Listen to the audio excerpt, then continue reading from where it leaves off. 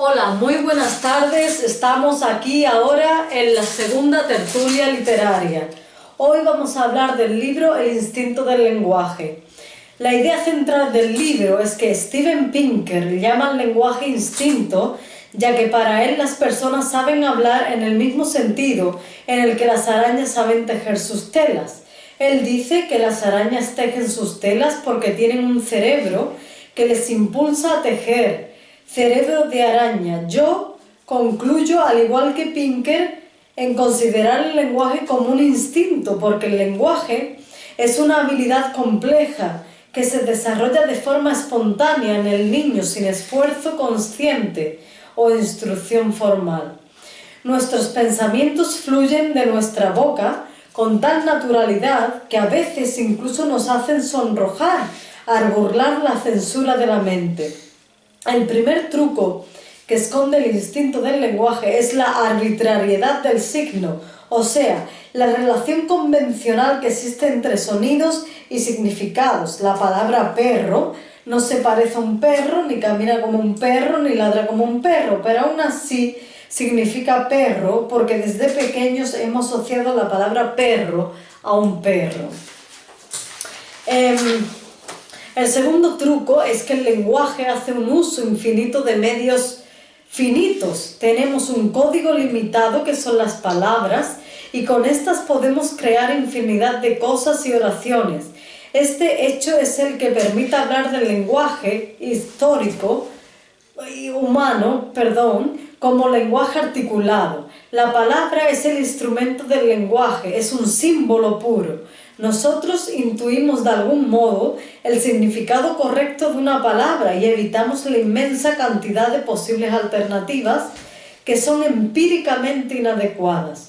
Los estudios experimentales han demostrado que los bebés poseen el concepto de objeto antes de aprender los nombres de los objetos. Muestran sorpresa cuando las partes de un objeto se separan, cuando un objeto aparece y desaparece de forma mágica.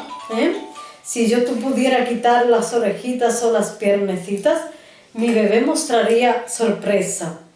Eso es porque el concepto de objeto lo tienen interiorizado antes, porque lo van viendo desde que nacen ven objetos. El habla en sí misma es la ilusión, es una ilusión óptica, es como un espejismo. Percibimos el habla como una ristra de palabras separadas. No existe silencio alguno en la frontera entre dos palabras, a menos que haya alguien que lo escuche. Por eso en la frase "el bollo está hablando", nosotros podemos escuchar o entender dos versiones. El bollo está hablando o el bollo está hablando, de parlare, de falare. Pero debido al instinto del lenguaje intuimos que lo que hemos oído es lo primero y no lo segundo, porque obviamente un bollo de pan está hablando y no hablando, no hablando. Como ya hemos visto, el lenguaje actúa de forma instintiva en los humanos, pero también en los animales ocurre lo mismo. Un ejemplo que lo demuestra es que las abejas, a través de un tipo de danza que realizan, se dicen a cuántos kilómetros puede estar la miel, Esto es verdad, es verídico. Pero a diferencia del lenguaje animal, el lenguaje humano es de carácter simbólico. Con el lenguaje podemos contar cosas del pasado, podemos contar cosas del futuro, podemos mentir, nos permite reflexionar, discutir ideas, referirnos a cosas ausentes que ya no están. En sentido amplio, cabe entender por lenguaje cualquier sistema natural de comunicación y expresión. Otra cosa que se ha podido constatar es que los bebés vienen al mundo con ciertos conocimientos de su propia lengua. Se ha observado que los bebés franceses de 4 días de edad chupan el biberón con más fricción cuando escuchan el francés que cuando oyen hablar ruso. Esto ocurre porque la melodía del habla materna se propaga por el cuerpo de la madre y es audible en el interior de su vientre.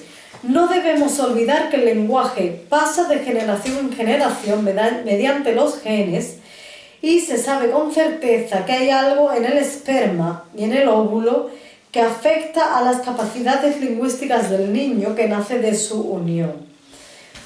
Mentalés, tengo aquí una palabra nueva por Steven Pinker que significa mentalés, lenguaje del pensamiento, representación de conceptos y proposiciones en el cerebro en el que se hallan formuladas las ideas y los significados de las palabras.